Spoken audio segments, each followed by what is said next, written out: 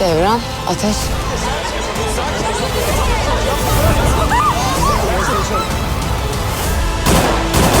Herkese merhabalar arkadaşlar. Kanalıma hoş geldiniz. Sahipsizler dizisinin yeni bölümünde Azize ve bebeğinin hayatı tehlikede olacak ve Azize ölümle karşı karşıya kalacak. Çünkü Azize'yi kaçıran adam ona zarar verecek. Ama sonunda Devran gelip Azize'yi hastaneye yetiştirdi ama maalesef ki hastanede de Azize çok ağır tehlikeyle yüzleşecek. Hazar'ın gerçek yüzü de sonunda anlaşılacak ve Hazar tutuklanıp hapise girecek. Bu süreçte Zeliha için de kötülükler yaşanacak. Zeliha büyük zorluklar ve sınavlardan geçecek. Çünkü Zeliha bebeğini kaybetmekle karşı karşıya kalacak.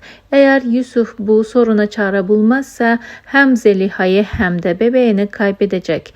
Cemo ve Melis aşkı bitecek ve çiftimizin ayrılışıyla dizide yeni bir aşk başlayacak. Ayrıca Azize bebeğini sağlıklı bir şekilde doğuracak ve Devran'ı baba edecek. Ama dizide kötülükler baskın tutulursa maalesef Azize ölerek diziye veda edecek ve Devran Azize'nin ölümüyle büyük sorunla buluşacak. Peki arkadaşlar, sizce Hazar diziden ne zaman çıkacak? Fikirlerinizi yorumlar kısmında bizlerle paylaşmayı ve kanalımıza abone olmayı, bildirimler tuşunu açmayı unutmayın.